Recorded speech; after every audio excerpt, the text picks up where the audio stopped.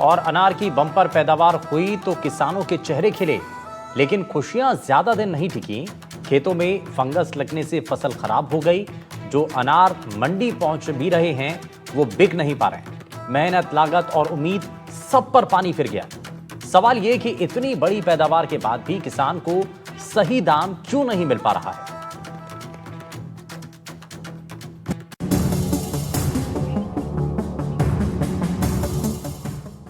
Bumper पैदावार, खेतों में खिले लाल अनार।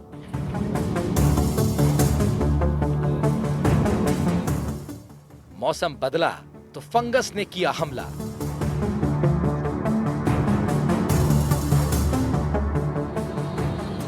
बम्पर पैदावार, लेकिन नहीं मिला दाम।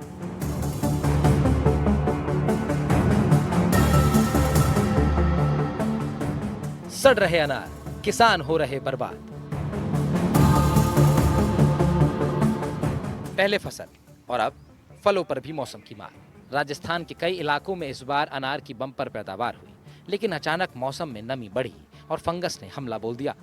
किसानों के मुताबिक हर साल जो फसल मंडी तक जाती थी, इस बार खेत में ही खराब हो रही है।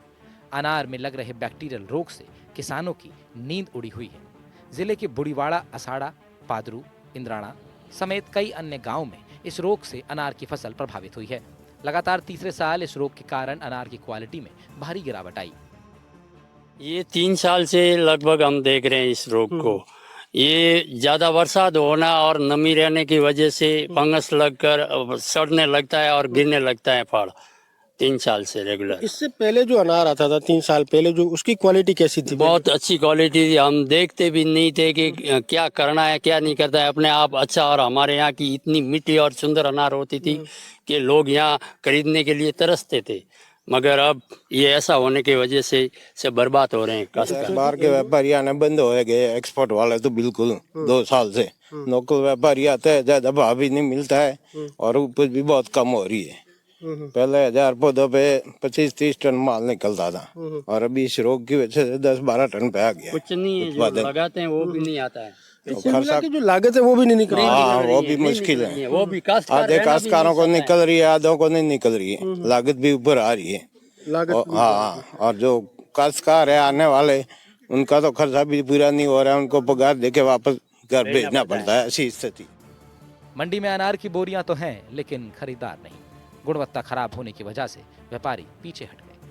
किसानों की चिंता बढ़ने लगी है। जिले में करीब 8000 हेक्टेयर में अनार की बागवानी हो रही है, लेकिन मौसम में बदलाव की सही जानकारी के अभाव में अब अनार फंगस जनित रोग टिकड़ी, पंखुड़ी, तेलिया रोग से प्रभावित हो रही है। हालांकि इस रोग के बढ़ते प्रकोप पर अब केंद्रीय कृषि मंत्री ने संज्ञान लिया और एक संयुक्त दल का गठन कर इस रोग की जांच और निदान के प्रयास अब हो रहे हैं। पौधे यानी कि किसानों को करके दिखाएंगे, यानी कि किसान को बताएंगे, वो कम करते हैं। दिखाएंगे कि छोटे पौधे से लगा के तैयार करके दिखाएंगे, यानी कि पौधा को क्या देना है क्या नहीं देना है।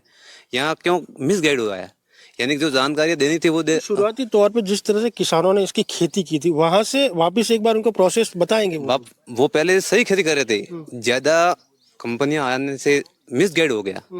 यानी कि हर कंपनी के एम्प्लॉय होते हैं, हर किसान मिसगाइडेड हो गए। जो पहले पेस्टिसाइड है, जो उर्वरक है, जो देना था वो नहीं देके कुछ और दे दिया गया। इसका यानी कि मात्रा वो कम कर दी है, डुप्लीकेट ज्यादा है, वो मार्केट में मिल रहा है, वो असली माल नहीं मिल रहा है।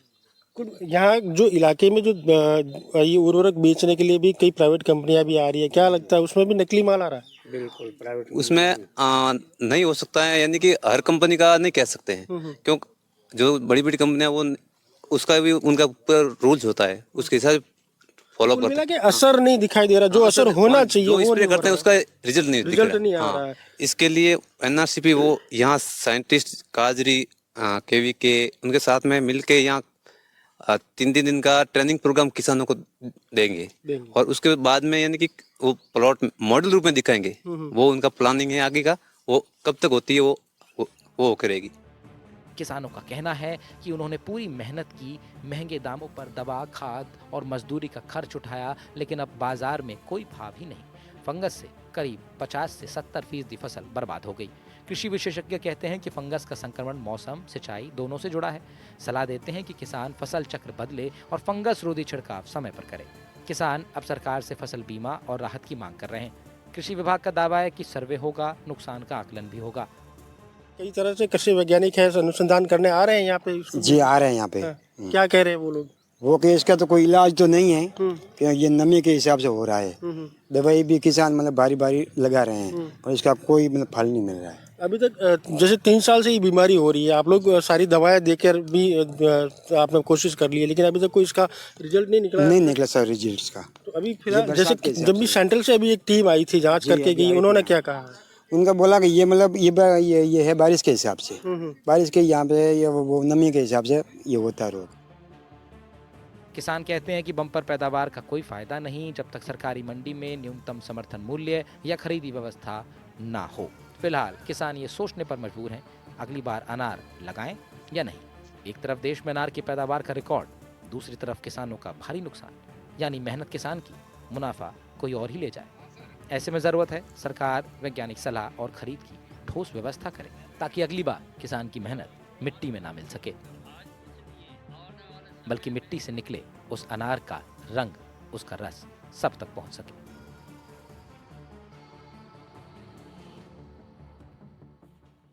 यहाँ के किसानों की जो समस्या थी उसको लेकर जो है कृषि जो अधिकारी है यहाँ लगातार दौरा कर रहे हैं, और जो कृषि मंत्री है उन्होंने भी इसको संज्ञान में लिया और यहाँ के किसानों को राहत दिलाने के लिए लगातार अब सेमिनार आयोजित होंगे और यहाँ के किसानों को इस रोग से निदान और निजात पाने के लिए जो गुर है वो तरीके हैं या जो उर्वरक इस्तेमाल करने की जो तरीका है वो सिखाया जाएगा। अनिल वैष्णव, NDTV, बालोतरा।